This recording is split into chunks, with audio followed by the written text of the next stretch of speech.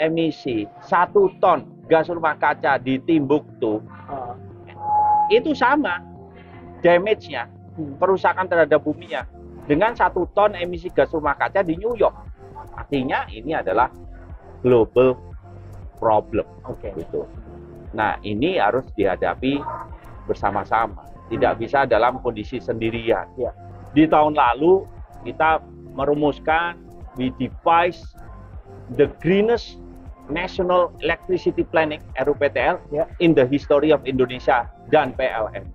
Jadi dalam proses itu 13 gigawatt pembangkit listrik berbasis pada batu bara dalam planning stage ya, dalam fase perencanaan berhasil kita hapus.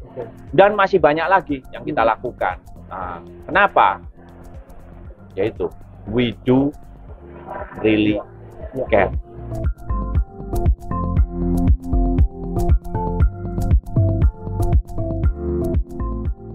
Halo sahabat Kata Data, saya Reza Aji Pratama. Saat ini saya sedang ada di agenda COP ke-27 di Syam El Sheikh Mesir. Ada banyak sekali acara menarik di sini, termasuk juga beberapa perusahaan Indonesia, BUMN yang datang ke tempat ini. Kali ini saya sudah bersama dengan Pak Darma Prasojo, beliau adalah Direktur PLN. Kita tahu PLN salah satu perusahaan BUMN terbesar di Indonesia saat ini. Selamat siang Pak Darmawan, apa kabar? Selamat siang Mas Reza, selamat siang semuanya. Iya. Ini seru banget ya Pak. Ini hari ketiga COP dan sudah banyak sekali agenda menarik, diskusi-diskusi menarik. Saya kemarin juga sudah nonton sesinya Pak Darmawan, seru banget gitu ngomong soal transisi energi dan segala macam. Nah sebetulnya saya pengen tahu Pak, itu PLN sebenarnya agenda dan misinya apa sih Pak di COP 27 ini? Jadi bumi memanas. Ya. Dan kenapa bumi memanas? Karena konsentrasi gas rumah kaca itu meningkat. Nah, konsentrasi gas rumah kaca dari mana sih? Ini kegiatan ekonomi. Setiap liter bensin yang kita konsumsi ada emisi gas rumah kaca. Setiap liter solar ada emisi gas rumah kaca. Setiap kilogram daging itu pun ada emisi gas rumah kaca. Setiap kWh listrik yang kita konsumsi ada emisi gas rumah kaca. Dan ini adalah kegiatan ekonomi. Nah, makanya terjadi global warming. Nah, tapi di sini juga saya menekankan ada kata global. Kenapa ada kata global? Penyebabnya adalah satu, bahwa emisi 1 ton gas rumah kaca di Timbuktu itu sama damage-nya, perusakan terhadap buminya dengan 1 ton emisi gas rumah kaca di New York. Atau emisi gas rumah kaca di mana, di Bantul sana, di Temanggung sana, di Bali, di Papua, di Sumatera, itu sama dengan emisi gas rumah kaca di Paris, di Tokyo, di Moskow sama. Artinya ini adalah global problem. Gitu. Nah, ini harus dihadapi bersama-sama. Tidak bisa dalam kondisi sendirian. Karena Indonesia mengurangi gas rumah kaca secara agresif, tapi the rest of the world tidak mengurangi, sama saja. Nah, dalam hal ini, bagaimana emisi gas rumah kaca di dunia itu dipetakan, termasuk dari Indonesia, dari seluruh dunia. Dan di sini pertama, sebelum kita berbicara dunia, bahwa PLN sangat komited, punya komitmen penuh untuk menjadi bagian kekuatan untuk mengurangi gas rumah kaca. Kenapa? Karena kita peduli agar nasib generasi masa mendatang harus lebih baik daripada nasib generasi saat ini. Nah, terus bagaimana cara mengatasinya? Ya, ini harus menggunakan global effort. Begitu kita berbicara global effort, maka COP27 ini menjadi salah satu ajang bagaimana seluruh kekuatan global ini bisa bersinergi. Bersinergi kebijakan, bersinergi mengenai strategi, bersinergi mengenai teknologi, inovasi, investasi, dan lain-lainnya. Nah, kemudian dari sudut pandang PLN sendiri, apa sih agendanya gitu? Betul, ada international agreement, Ya. betul ada policy. Tetapi the real reason why we are fully committed untuk menurunkan emisi gas rumah kaca itu adalah we do really care. Kita betul-betul peduli pada nasib bumi dan nasib generasi di masa mendatang itu. Oke. Jadi kalau di selama COP ke-27 ini agendanya PLN roadshow dari satu pavilion ke pavilion lain gitu Pak? Kita bertemu dengan seluruh stakeholder internasional. Kemudian juga kita berbicara kepada para investors. Kita juga berbicara dengan stakeholders platform internasional dari United States, dari European countries, di mana kita berbicara apa sih tantangannya. Tetapi lebih penting lagi adalah bagaimana kita bisa membangun suatu global platform agar kita bisa mengatasi ini bukan dalam suasana kesendirian. Nah, we need to come up with something in common. Apa yang kita diskusikan bisa kita put on the table, yaitu kesamaan concern. Kemudian kita juga memetakan masalah. Kemudian kita juga membangun suatu target-target goals di mana ini bisa menjadi pencapaian baik itu PLN maupun itu Indonesia sebagai country dengan cara marshalling, deploying the global force. Bukan hanya dalam kesendirian. Dan dalam proses ini tentu saja kita harus mementingkan juga kepentingan nasional kita. Karena transition of energy itu can take place, tetapi dalam proses itu mungkin memperlemah posisi Indonesia. Dalam hal ini kita juga harus realigning antara transition of energy, environmental sustainability, dan juga economic growth. Juga realigning dengan kepentingan nasional kita. Bagaimana dalam transition of energy ini kita juga bisa mempercepat pertumbuhan ekonomi. Bagaimana dalam proses transition of energy ini ada suatu empowerment to the people. Dalam proses transition of energy ini ada job creations. Bagaimana dalam transition of energy ini juga ada poverty eradication. Bagaimana dalam transition of energy ini ada namanya prosperity and the glory of the country. Dalam proses transition of energy ini, kita akan menentukan nasib masa depan kita di tangan kita sendiri dengan membangun suatu kapasitas nasional. Dalam proses transition of energy ini, kita bukan lagi sebagai market, kita bukan lagi sebagai objek, tapi kita sebagai subjek. So we take control the destiny dari our own nation. Nah, ini tentu saja membutuhkan suatu proses pemikiran yang sangat matang, dan dalam proses ini kita dalam berkolaborasi, berkomunikasi dengan dunia global ini, kita mencari titik temu seperti apa sehingga terjadi akselerasi transition energy ini bukan hanya dalam bentuk suatu misi yang abstrak, tetapi bagaimana can be translated into effective operation on the ground. Tadi ngomongin soal transisi energi Pak. PLN kan juga sebagai satu perusahaan tentu punya target-targetnya sendiri gitu, yang pastinya karena ini perusahaan utilitas akan sangat berpengaruh ke target net zero Indonesia sendiri. Nah, gimana PLN melakukannya dan mungkin ada rencana apa Pak ke depan? Jadi saat ini emisi karbon dari sektor ketenagalistrikan itu termasuk dari pembangkit PLN maupun pembangkit IPP, tapi dalam masuk ekosistem kita itu sekitar 280 juta ton per tahun. Moving forward 2060 diperkirakan akan naik menjadi sekitar 1 miliar ton. Business as usual. Nah, tentu saja kita harus mengambil langkah-langkah. Nah, di tahun lalu kita merumuskan, we devise the greenest National Electricity Planning (RUPTL) in the history of Indonesia dan PLN. Jadi dalam proses itu 13 gigawatt pembangkit listrik berbasis pada batu bara dalam planning stage ya, dalam fase perencanaan berhasil kita hapus. Di terminate ya? Terminate. Jadi kita hapus, bukan di terminate. Kita hapus karena masih dalam perencanaan yang akan dibangun, yaitu 13 gigawatt. Nah, ini kalau 1 giga emisinya sekitar 6 juta ton, kalikan 13, kalikan 25 tahun, itu artinya 1,8 miliar ton CO2 atau greenhouse gases itu berhasil kita avoided. Ya. Jadi kita di avoiding CO2 emission itu 1,8 miliar ton. Nah, pertanyaannya apakah itu cukup gitu kan?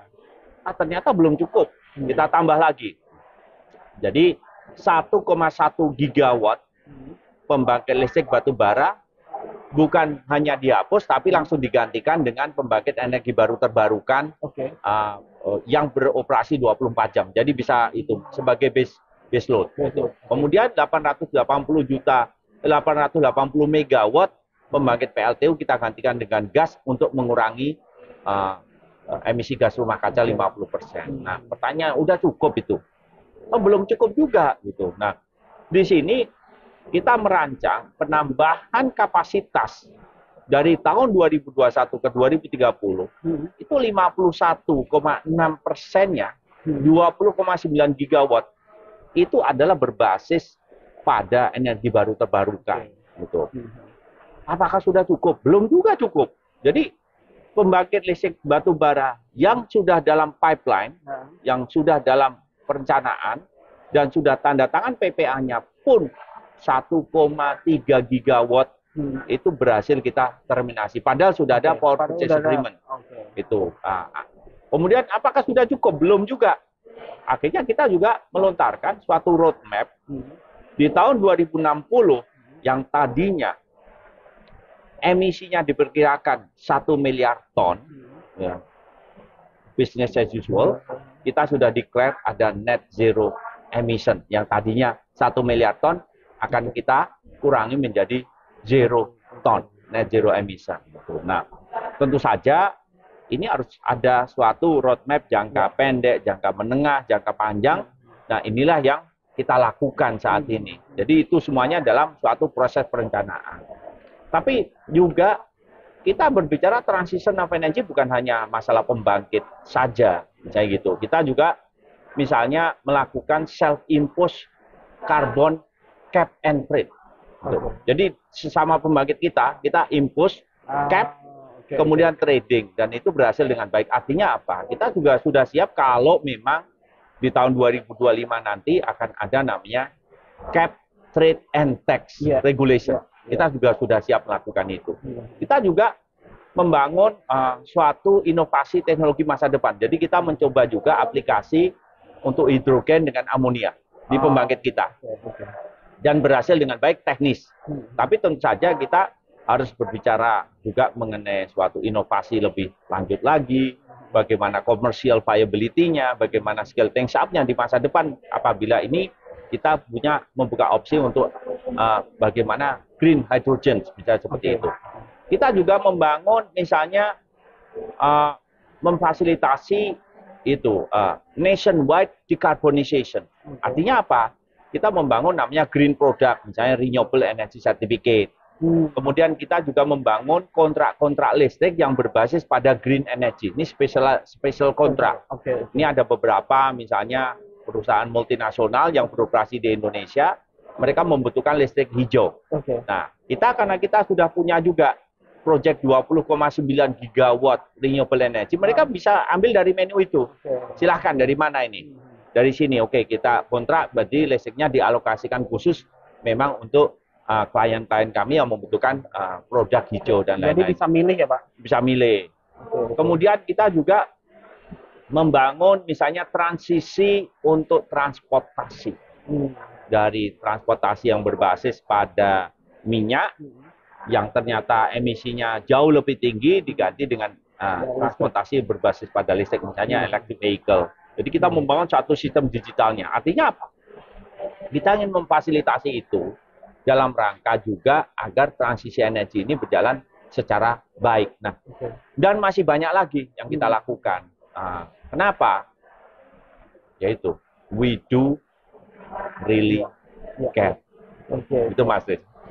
Kalau di COP 27 ini kan salah satu isu yang mengemukakan soal just transition Pak. Tadi Pak Darman juga sudah menyebutkan gitu. Kalau dalam konteks Indonesia mungkin akan sangat mahal sekali untuk rencana pensiun dini PLTU gitu kan yang direncanakan pemerintah. Nah, PLN sendiri melihat soal just transition dan rencana pensiun dini PLTU ini seperti apa sih Pak?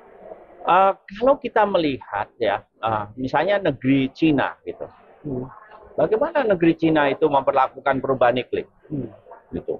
Nah, kalau kita melihat lebih jauh bahwa perubahan iklim apakah itu adalah environmental challenge? The answer is yes. Gitu. It is yes, environmental challenge. Tetapi perubahan iklim itu juga economic challenge. Oke. Emisi gas rumah kacanya dari mana sih? Dari 1 liter bensin, 1 liter solar, 1 kilogram daging, 1 kilogram nasi. Nasi pun ada itu, gas metan. 1 kWh listrik. Jadi itu. Ini apa? Kenapa orang membakar bensin? Karena untuk kegiatan ekonomi. Ada logistik, ada traveling, ada untuk pesawat, ada untuk bus, ada untuk kereta api, ada untuk mobil, dan lain-lain. Untuk sepeda motor itu semua economic activities. Kenapa ada listrik? Itu economic activities. Nah, untuk itu, dalam jangka pendek, ini masih menjadi bagaimana transisi ini bisa berjalan dengan baik. Nah, dalam hal itu juga, kita juga paham, misalnya di International Energy Agency. Apa the biggest challenge dari transition of energy? Itu bukan investasi di renewable energy. Karena investasi di renewable energy itu sangat abundant, kompetitif sekali. Begitu ada proyek-proyek renewable energy, dunia itu yang tertarik banyak. Yang menjadi tantangan utama adalah stranded asset. Jadi banyak sekali aset-aset yang sudah diinvestasikan ke dalam thermal, fossil fuel, yang harus dimatikan. Dan aset itu banyak yang juga belum lunas. Kontraknya jangka panjang. Dan itulah yang dihadapi di India, di Cina, dan juga termasuk di Indonesia. Nah, kalau kita melihat Cina sendiri, bagaimana mereka menyikapi dari perubahan iklim ini? Kita melihat misalnya, tahun 2001, berapa energi mix Cina itu? Dari batu bara itu untuk sektor kelistrikan hanya sekitar 50%. 2009 naik lagi menjadi 85%. Artinya selama 4 tahun itu, pada waktu itu, mereka memilih energi yang paling murah, yaitu batu bara. Pada waktu itu ya. Saat ini kan juga bergeser gitu. Nah, artinya Cina menekankan pada pertumbuhan ekonomi, bukan pada environmental sustainability. Tetapi di saat bersamaan, mereka membangun suatu kekuatan kapasitas nasional mereka memproduksi produk-produk energi baru terbarukan yang sangat kompetitif. Dengan dampak positif bagi Cina, mereka mendominasi produk-produk renewable energy, dan dalam proses itulah mereka meningkatkan produktivitas, mereka meningkatkan PDB mereka menciptakan lapangan kerja, dan dalam proses ini mereka mendominasi perekonomian dunia. Jadi mereka melihat bahwa climate change, they don't treat climate change only as environmental problem, but they treat this climate change as an opportunity to expedite growth, to dominate the renewable energy product of the world, to dominate the world economy, dan to dominate juga the landscape dari transition of energy, yang dimana mereka merancang ini sebagai salah satu kesempatan menjadi kekuatan besar di dunia ini. Gitu. Nah, kita melihat Amerika Serikat ternyata juga mirip. Mereka mengeluarkan undang-undang juga di mana mereka mengantisipasi perlu adanya membangun kekuatan sehingga opportunity dari transition of energy ini Amerika bisa berperan aktif. Bukan secara politik tetapi sebagai ekonomi gitu. Nah, Indonesia seperti apa? Pertanyaannya kan begitu, Mas Reza. Jadi dalam hal ini juga kita melihat bahwa we need to take control the destiny of this nation, a great nation of Indonesia, di mana transisi energi ini juga suatu kesempatan luar biasa. Bangsa Indonesia ini bisa membangun kapasitas nasional. Dalam transisi energi ini juga ada empowerment of the people. Dalam transisi energi ini ada suatu bahwa ini adalah kesempatan kita untuk mengentaskan kemiskinan di daerah-daerah yang terpencil itu. Di sini juga kita bisa berkompetisi dengan dunia internasional dan lain. Jadi transition of energy ini secara filosofis adalah suatu tantangan, yes. Ini adalah environmental challenge, yes. Tetapi ini juga suatu economic opportunities, dan ini juga suatu kebangkitan dari bangsa ini agar bisa berperan aktif dan juga mengambil kendali terhadap masa depan bangsa ini. Kalau secara regulasi kan Bang, PLTU sudah tidak diperbolehkan ya Pak untuk dibangun kecuali mungkin untuk proyek strategis nasional gitu ya kalau menurut peraturannya. Nah, artinya PLN ke depan mungkin akan lebih fokus ke renewable energy mungkin di sektor apa Pak? Jadi kalau kita melihat bahwa kita punya 13 gigawatt PLTU dalam pipeline. Jadi ini sudah berkontrak akan masuk satu persatu sampai tahun 2026 gitu. Nah, tentu saja dulu itu ada dilema, gitu, Mas Reza. Dilema itu kalau mau energi murah itu kotor, kalau mau energi bersih mahal. Gitu. Makanya ini ada dikotomi. Kalau mau murah ya kotor. Ya udah, kalau murah adalah PLTU. Gitu. Kalau mau bersih ya mahal, misalnya itu. Nah itu betul. Itu betul. Tapi ini sudah bergeser. Ini contoh ya. Tahun 2015 kita lelang PLTS kita. Harganya 27 sen.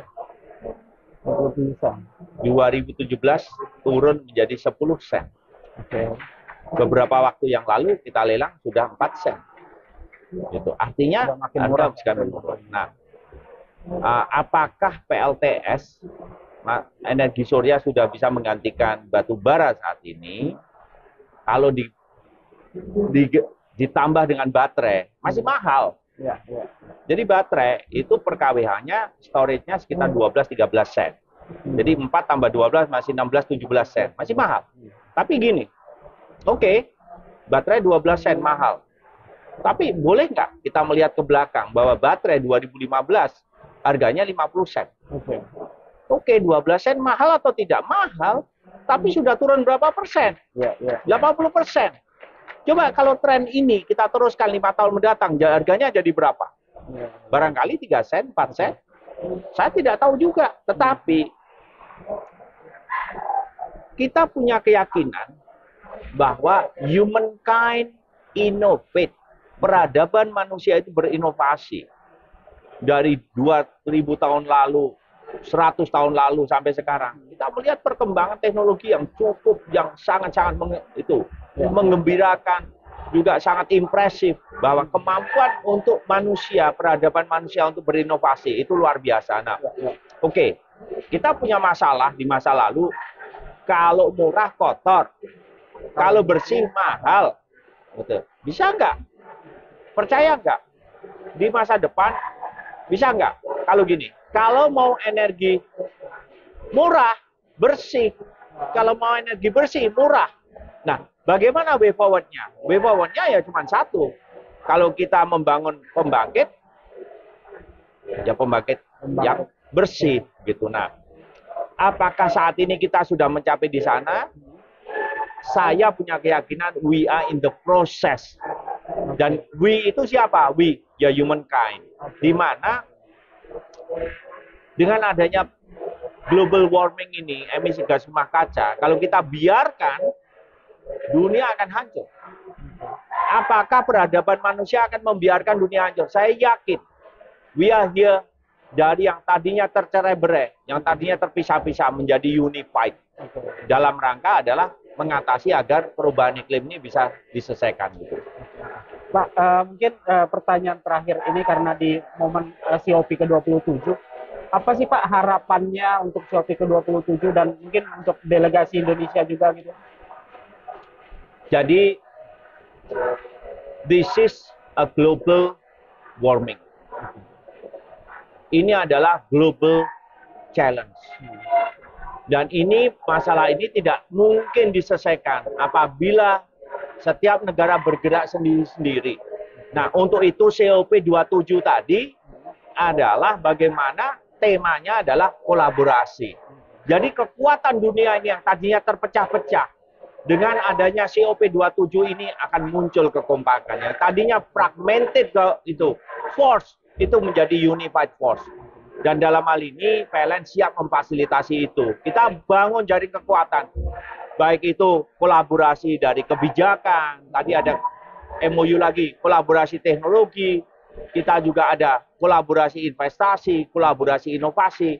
Jadi dalam suasana COP27 ini, we are here as one platform.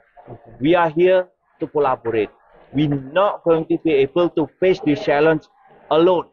The only way to move forward is through collaboration. Nah, tentu saja untuk PLN sendiri, bahwa dunia berubah. Tantangan di masa depan itu luar biasa dengan adanya transition of energy, global warming, disruption of technology. Kita pun harus melakukan berubah, atau tepatnya we have to adjust, we have to adapt. Nah, dalam hal ini kita juga membangun suatu transformasi di dalam dirinya PLN. Kita membangun suatu organisasi yang tadinya static, backward looking, kita ubah menjadi perusahaan yang dinamis, yang vibrant, yang forward looking, di mana perusahaan ini berkembang berbasis pada inovasi, pengembangan teknologi, membangun core kompetensi, membangun suatu skill set, technical know-how, di mana yang betul-betul relevan to the challenge of the future. Nah, inilah yang bahwa ini ada stage internasional, tetapi juga kita harus looking itu inner kita, di dalam diri kita mau seperti apa, yang kita paham bahwa PLN adalah power and utility company.